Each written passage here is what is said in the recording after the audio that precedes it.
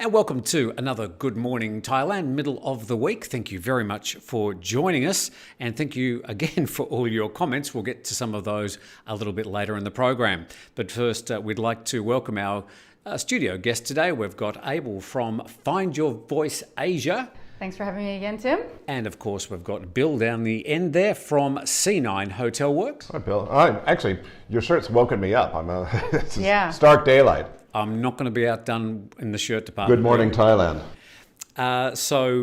Yes, more comments about the shirts coming, I'm sure. I think it matches the painting pretty well. So one bit of good news that came in last night, interested to hear your comments because a lot of people in Thailand have had the vaccination from Sinovac, which is manufactured in China. And up until yesterday, the Sinovac vaccine had not been approved for emergency use by the WHO, but now it has. Now, Able, you have been vaccinated with Sinovac. Yes, I have. You perhaps wouldn't have been able to travel to other countries unless the WHO did approve it. So it gives you a bit of extra reassurance? Oh yeah, definitely. Because initially, the reason I wanted to get vaccinated is because of the opportunity to travel abroad. Because I am already a very healthy person, and I was thinking, should I get it or should I not? I'm not quite sure. But now that I heard of this WHO approval, I actually feel definitely a lot better that I have gotten 2 shots of the Sinovac. So it's very, very good news. Yeah. I think it's interesting also with Sinovac in terms of this vaccine passport. Certainly from a travel perspective, having Sinovac approved is going to allow Thais to travel, or foreigners who have been also immunized abroad as well. But it's also interesting to see how we're going to see that broader adoption of vaccine passports too, because what documentation you're going to need. In the States, they're just giving you kind of a different document about the vaccine. So what are you going to have in terms of identification to travel abroad as well? Well, I can tell you I have 2 stickers in the back of my ID card. So, vaccine 1 done, vaccine 2 done. And then I also got 2 sheets of paper that is like authenticated with stamps and stuff like that. And I need to actually bring those 2 small pieces of paper from the place where I was vaccinated and go to Suvarnabhumi or to an airport and get that passport. Okay, and then I would be able to travel without having to go through a long process. I'm also thinking that as far as Thailand's concerned, with this WHO stamp of approval for emergency use, it may encourage more Thais to go, any fears I had have now been allayed. Maybe it'll help with the general rollout and people turning up to be vaccinated. What do you think, Bill? I mean, that said, also in Phuket, as we're aware, the past few days there's been an announcement there's an excess of Sinovac right now, and the leftovers, they're inviting foreigners actually now to participate in the vaccination drive as well. We've got a few vials left, so you guys can come along now. So it is interesting how that curve of the vaccinations are going, because the further we're getting into it, there is a fear factor still out there, certainly. But any confidence in the vaccine and this kind of documentation makes a lot of sense. Because I know we were talking earlier about how, in terms of Sinovac, what's the efficacy rate and everything else. There's so much information out there. What is the correct information, Tim? Time now for our headlines. We've got Bill Heinecke coming up from the Minor Group, our online guest. But let's check out what's happening around Thailand today. So it's a yes. The World Health Organization approves Sinovac for emergency use. Phuket foreigners can register for vaccine leftovers. There are 324 schools now open in Lampang, northern Thailand. A body's been found in the water off Patong, Phuket, and Malaysia now in the second day of their imposed lockdown. And we check all the headlines from Thailand every day. You can catch all the latest news, of course, at thetiger.com. Now to our next guest, Bill Heinecke. Now, Bill is the head of the Minor Group. It's a food, hospitality and lifestyle company across 63 countries, headquartered in Bangkok. It was founded in 1967 by Bill. At the time, it was an office cleaning company. Obviously, it's moved a bit from there. They now own 520 hotels across 55 countries, including some of the brands Anantara, Radisson, JW Marriott and Four Seasons, plenty of others that you would know. They also operate lots of mixed-use businesses, including shopping plazas, entertainment, residential properties. His company also owns lots of lifestyle brands, clothing brands, including some 420 shops. In the food department, you may know some of these brands: pizza company, Svensson's Coffee Club, Burger King and Bonchon Chicken. Bill Heinecke, all the way from Bangkok. Thank you for joining us, Bill. Happy to be here. First, just with your letter that you wrote to the Prime Minister, one of 3 letters you've written to him about this particular situation, I was just immediately interested as to why you started the letter or addressed it, Your Excellency. I think because it was a sign of respect for the Prime Minister. Okay, I would have thought it would have just been Mr. Prime Minister well, he's not actually elected, but anyway. I just found that interesting. I thought that would be reserved for foreign diplomats. No, I maybe because I'm, not cognizant of some of the diplomatic protocol. Okay. Hi, Bill. How's the reaction been to your letter so far? I know we've seen it in the media. We've seen a lot of feedback. Have you heard back from the government about it? No, the government has a way of trying to let us know what they feel about the letter. I think it was well received. I know it's been read. We're waiting for further feedback, but I think the fact that we see the process continuing, that letter was partly prompted because we were very concerned that the July 1st sandbox date may get pushed back in view of the number of new cases in Bangkok. Mm-hmm. Bill, you've actually, as I mentioned, written 3 letters to the Prime Minister. The first one was basically saying that you thought the country should lock down early in the situation April last year. Then later last year, you wrote a letter to the Prime Minister saying it's time to open up again. And this letter, of course, reiterates that with all the latest conditions. So you sort of yourself moved about the way that you think the country should cope with the situation. I think it's a pretty dynamic situation, and I think we've been watching the rest of the world, and I think we have to move the way they've been moving. We're very present in Europe, so we have a chance to see what's been happening there. And frankly, they have taken a course of opening up, as has the United States. And I think other markets like the Middle East and Maldives have also opened up. You're not going to find, you can't do that if you maintain a policy of 0 cases. I think that what the government is beginning to appreciate, as well as many countries in the world, is that this is an endemic, not just a pandemic. It's an endemic, which means we're going to have to live with it. You don't get rid of hepatitis. We haven't got rid of yellow fever. So that means we have to learn to live with this virus. So your thought is that Thailand should manage its way out of this situation rather than trying to worry about containing it anymore? I think they still have to worry about trying to contain it, but the point is they've got to try and do it, open up safely. And I think that we've seen with a vaccination and a negative test on arrival, this is not where the cases that we have in Thailand are coming from. The cases that we have in Thailand have come from domestic transmissions, from refugees, camps, prisons, you name it. But we handle through our ASQ, we've handled thousands and thousands of guests. Many of them are vaccinated. We've never had anyone who was positive that was vaccinated that came into Thailand for his quarantine. The rollback of the quarantine to 14 days has not helped the country, and it hasn't made it, in my opinion, any safer. So, Bill, I have a question for you, actually. Obviously, you are in many, many businesses, and hotel is one of them. And, us living here in Thailand, we see the downturn of a lot of the, the struggles that we have. From your experience and from your understanding of how the government is dealing with the situation or trying to handle the situation, how do you foresee and when do you kind of maybe expect a normalcy in a way for the hotel industry in Thailand? It's going to be a slow recovery. I don't expect very much in the third quarter, except hopefully a slow reopening of Phuket. I wish it could be quicker, but we're so dependent on airlines and so many other things. Frankly, I pushed very hard for a vaccination bubble. I don't believe in travel bubbles, as I've said before.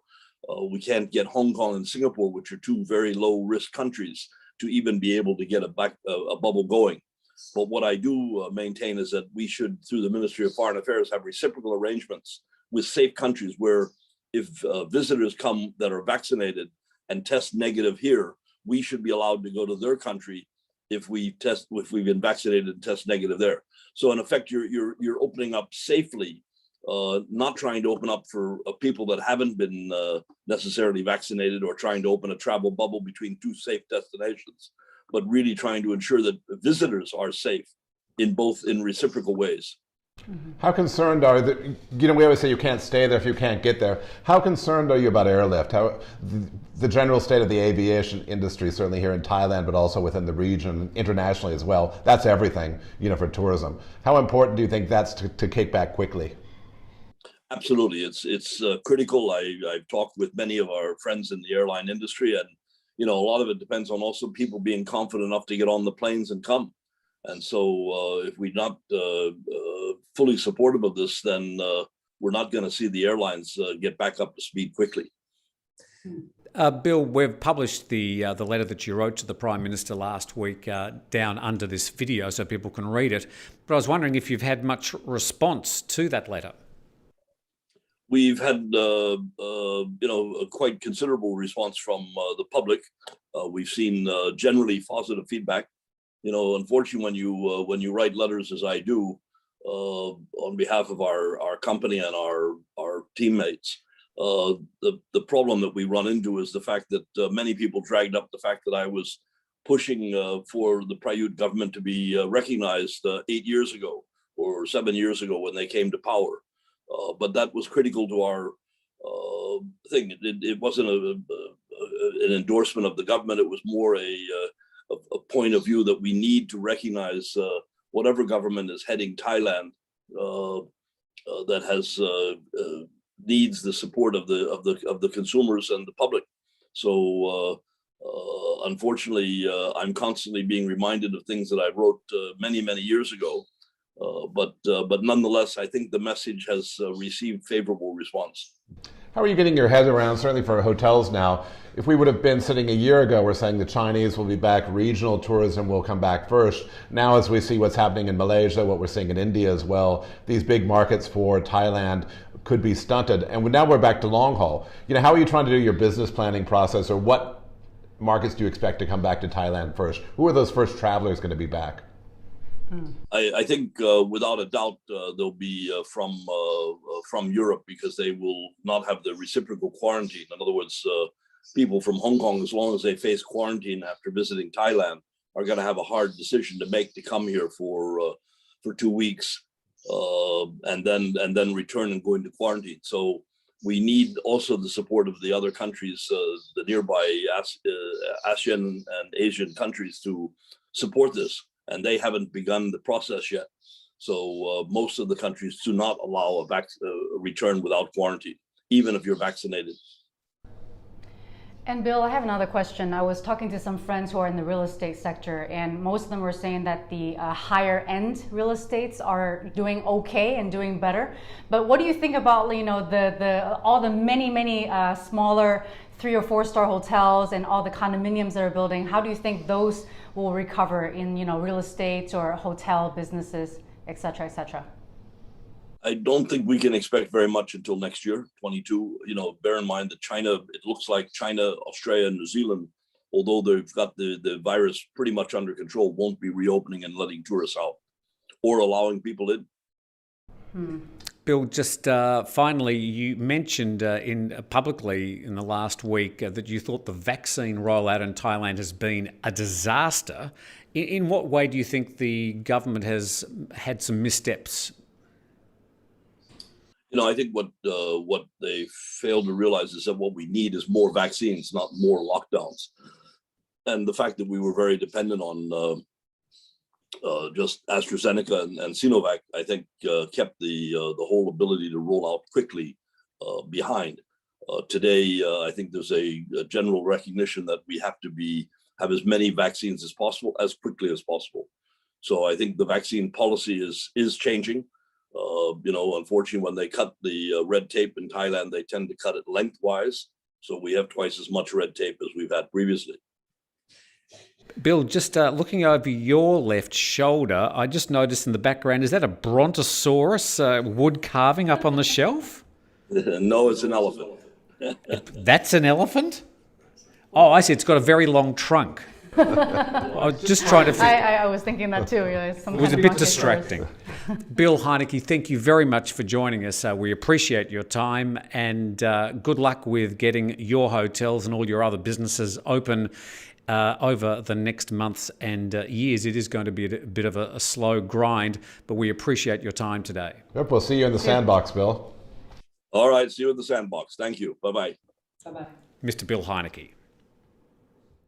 The Tiger's getting behind businesses for the restart of tourism in July. With 60,000 daily YouTube viewers and around 500,000 overseas viewers every month, let us help you get in contact with the next wave of inbound travellers. 50% discounts on offer on packages right through June. Details in the description under this video.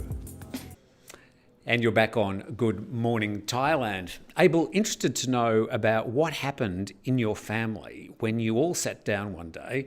You got 2 kids. And how did the vaccination discussion go?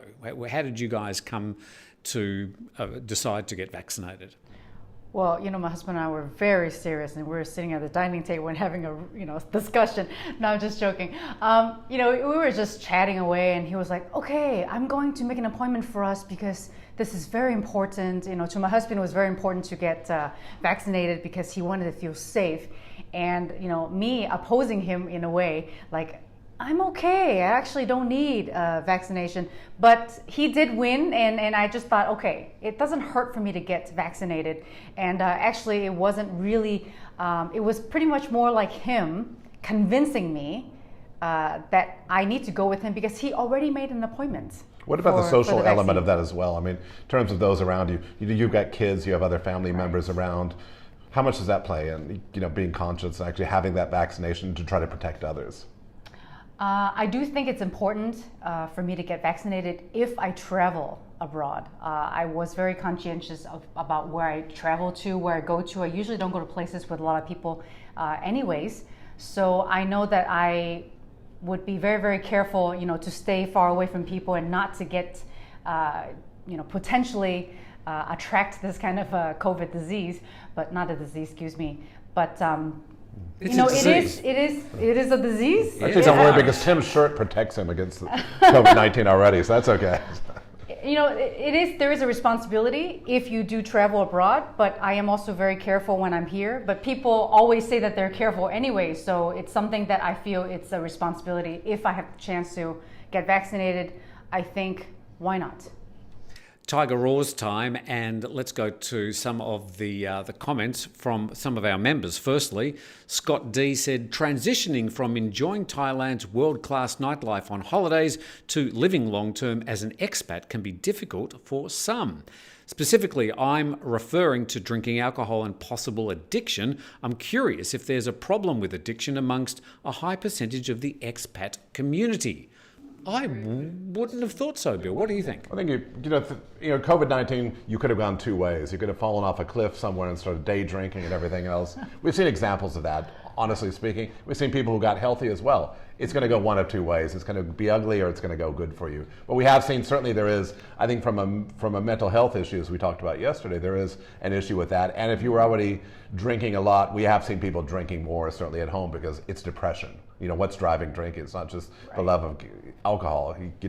It's other issues in your life as well. I think generally, even before COVID, there are a number of temptations here in Thailand, and people can be lured to those temptations. And there are some locations around Thailand that perhaps cater for those temptations, and you can fall into a bad lifestyle if you choose. But I know a lot of very, very healthy and happy and busy, challenged expats, and the people who do fall into those bad habits, they're there, and they sort of fall through the cracks to a degree, but I don't think they're a high percentage of the expat community.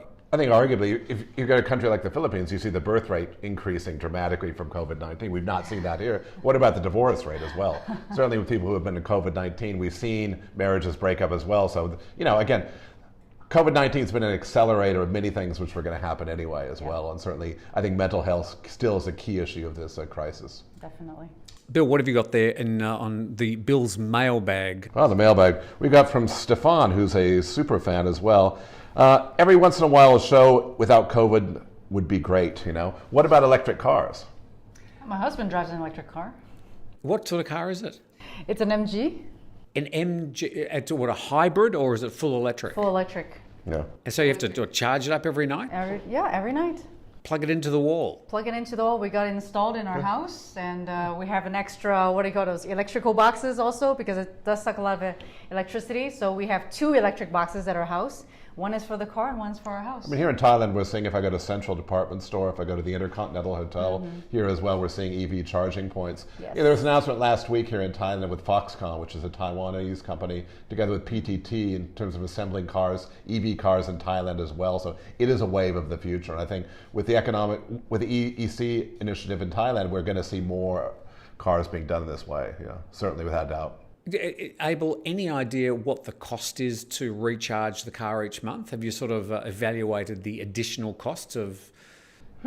I know you pay the bills in your household, so you'd be aware of it. No, I don't. I pay for my other bills, Would it be, 1,000 or 2,000 baht in addition? I believe, if I remembered correctly, he did mention that the electricity bill is only like 1,000 or so more, because he only drives around in Phuket. It's not like he's driving, in really, really far places. Compared to the gas money that he was putting into his Toyota Fortuner before, which was 4,000 or something like that. So he definitely say at least minimum 2,000 a month. And start using solar, because start using solar, even more savings. Oh, really? Yeah. Sure, absolutely. The question I would ask, though, is where does the power come to power the car?